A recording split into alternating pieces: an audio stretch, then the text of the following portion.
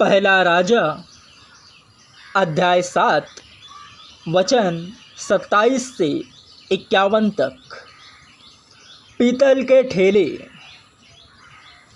फिर उसने पीतल के 10 ठेले बनाए। एक एक ठेले की लंबाई 4 हाथ, चौड़ाई भी 4 हाथ और ऊंचाई 3 हाथ की थी। उन ठेलों की बनावट इस प्रकार थी। उनके पटरियाँ थी और पटरियों के बीचों बीच जोड़ भी थे और जोड़ों के बीचों बीच की पटरियों पर सिंह, बैल और करूब बने थे और जोड़ों के ऊपर भी एक एक और ठेला बना और सिंहों और बैलों के नीचे लटकती हुई झालरें बनी थी। एक एक ठेले के लिए पीतल के 4 पहिए और पीतल की धुरियाँ बनी और एक एक के चारों कोनों से लगे हुए आधार भी ढालकर बनाए गए, जो हौदी के नीचे तक पहुँचते थे। और एक एक आधार के पास झालरें बनी हुई थी।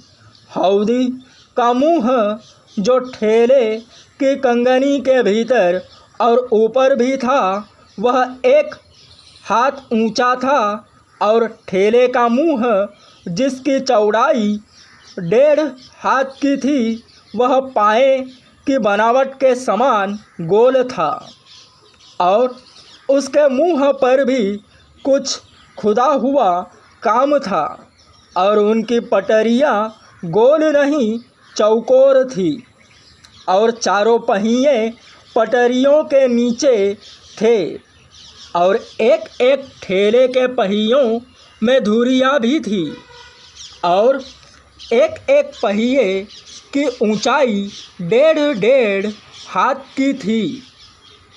पहियों की बनावट रथ के पहियों की सी थी और उनकी धुरियाँ, चक्र, आरे और नाभें सब ढाली हुई थी। एक एक ठेले के चारों कोनों पर 4 आधार थे और आधार और ठेले दोनों एक ही टुकड़े के बने थे और एक एक ठेले के सिरे पर आधा हाथ ऊंची चारों ओर गोलाई थी और ठेले के सिरे पर की टेके और पटरियाँ ठेले से जुड़े हुए एक ही टुकड़े के बने थे और टेकों के पाटों और पटरियों पर जितनी जगह जिस पर थी, उसमें उसने करूब और सिंह और खजूर के वृक्ष खोदकर भर दिए और चारों ओर झालरें भी बनाई। इसी प्रकार से उसने 10 ठेलों को बनाया। इसी प्रकार से उसने 10 ठेलों को बनाया। सबों का एक ही सांचा और एक ही नाप और एक ही आकार था। उसने पीतल की 10 हौदियाँ बनाई। एक एक हौदी में 40-40 बत पानी समाता था और एक एक हौदी 4-4 हाथ चौड़ी थी और 10 ठेलों में से एक एक पर एक एक हौदी थी। उसने 5 हौदियाँ भवन के दक्षिण की ओर और 5 उसके उत्तर की ओर रख दी और हौज को भवन की दाहिनी ओर अर्थात दक्षिण पूर्व की ओर रख दिया। मंदिर के पवित्र पात्र और अन्य वस्तुएं। हिराम ने हौदियों, फावड़ियों और कटोरों को भी बनाया।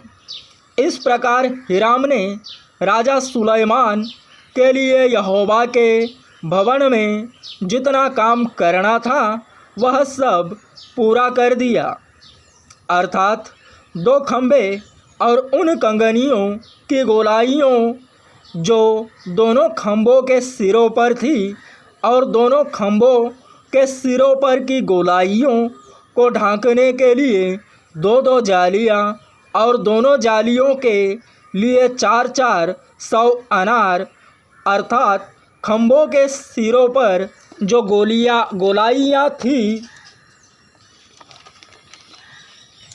उनको ढांकने के लिए, अर्थात एक एक जाली के लिए अनारों की 2-2 पंक्तियाँ, 10 ठेले और इन पर की 10 हौदियाँ, एक हौज और उसके नीचे के 12 बैल और हंडे, फावड़ियाँ और कटोरे बने। ये सब पात्र जिन्हें हिराम ने यहोवा के भवन के निमित्त राजा सुलैमान के लिए बनाया, वह झलकाए हुए पीतल के बने। राजा ने उनको यरदन की तराई में, अर्थात सुक्कोत और सारतान के मध्य की चिकनी मिट्टी वाली भूमि में ढाला। और सुलैमान ने बहुत अधिक होने के कारण सब पात्रों को बिना तौले छोड़ दिया, अतः पीतल के तौल का वज़न मालूम न हो सका।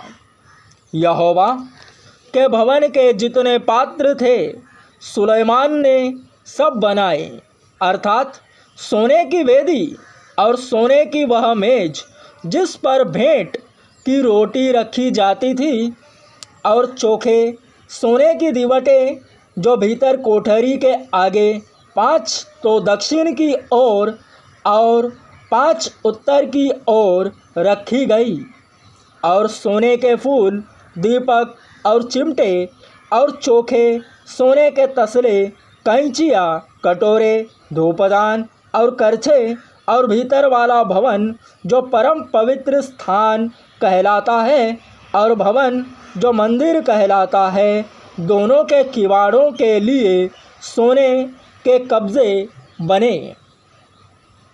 इस प्रकार जो काम राजा सुलैमान ने यहोवा के भवन के लिए किया वह सब पूरा हुआ।